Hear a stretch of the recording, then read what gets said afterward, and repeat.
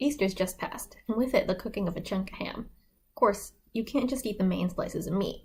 You've got to make gravy from the drippings, boil the clinging meat off the bones, brew yourself a nice broth, get every last use you can out of that ham. And in our house, that means Jook.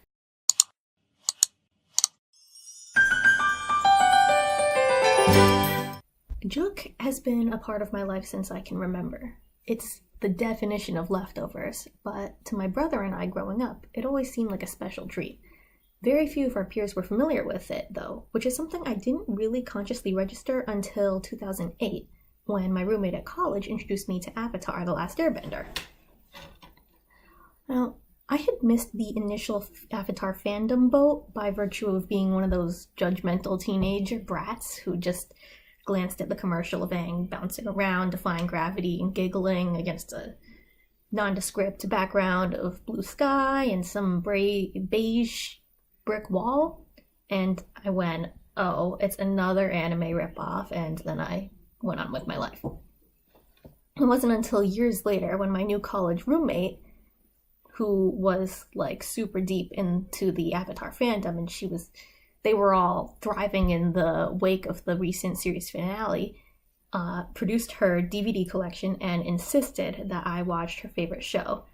And that's when I realized my mistake in writing it off initially.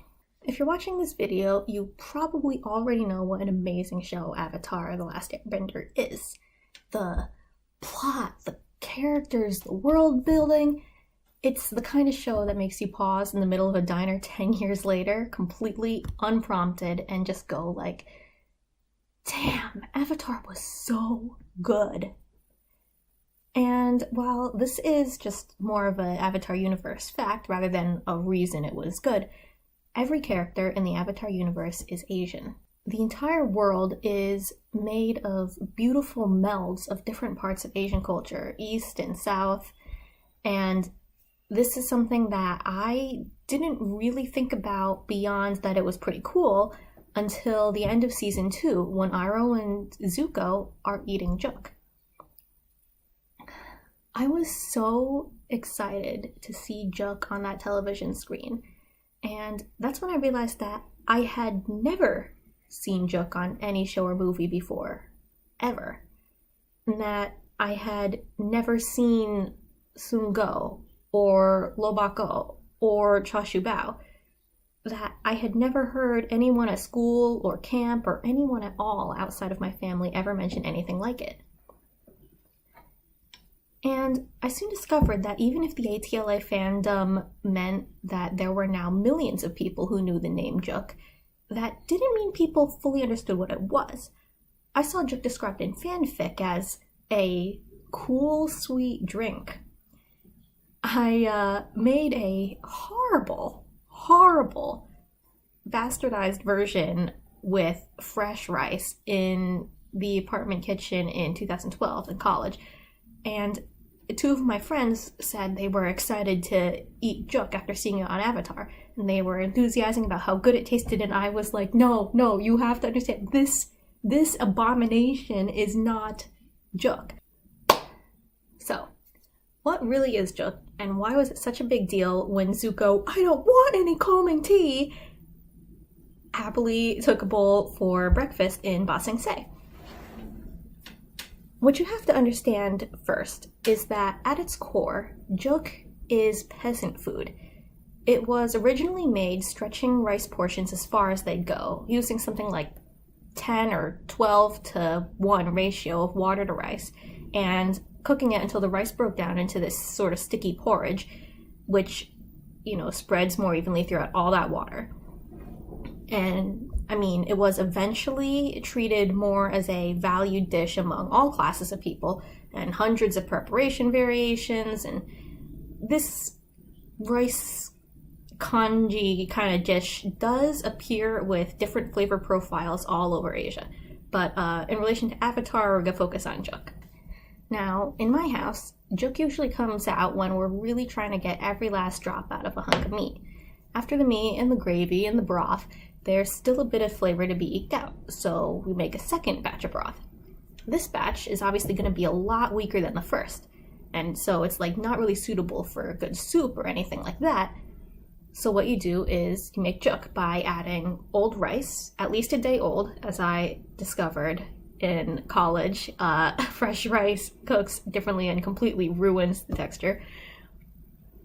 And you cook it so that the rice breaks down and it becomes soft.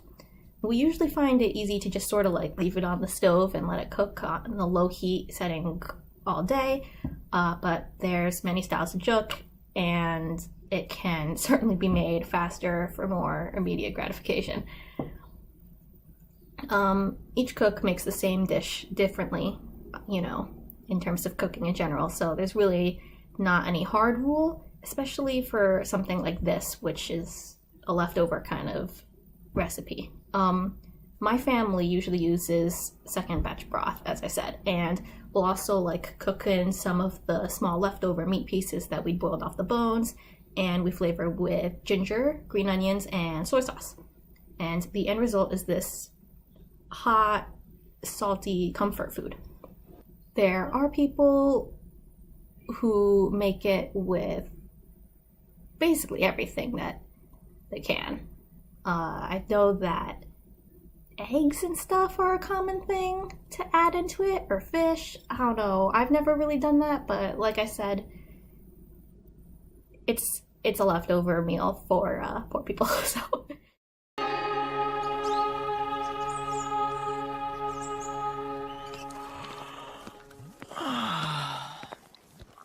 What's that smell? It's Jook. I'm sure you wouldn't like it. Actually, it smells delicious. I'd love a bowl, Uncle. Now that your fever is gone, you seem different somehow. It's a new day. We've got a new apartment, new furniture, and today's the grand opening of your new tea shop. Things are looking up, Uncle. Alright, so it's easy to see a character like Iroh delighting in a simple, comforting dish like this.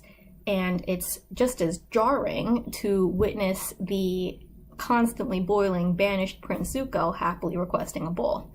Especially when, from the looks of it, Iroh isn't doctoring that Jook at all. It's a plain, bland rice dish made by peasants trying to stretch their rations as far as possible.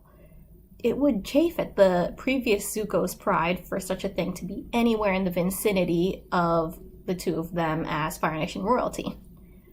We've seen him rage at Iroh's enjoyment of simple pleasure so often at this point in the show that it's a foregone conclusion that Iroh's latest creation will be met with explosive rejection on principle. Zuko's contentment in this scene, admiring the Jook, appreciating the refugee apartment and small business tea shop, is so out of character that, as much as the fans had been wishing for his happiness, the entire thing just feels unsettling and leaves us waiting for the other shoe to drop. Even so, that tea shop apron and the Jook became symbols in the fandom of Zuko's days at peace in Ba Sing Se, a perfect backdrop to the many canon divergent fics in the city bubble, anything can happen, everyone's here, and everyone relatively at peace location. So, now you know.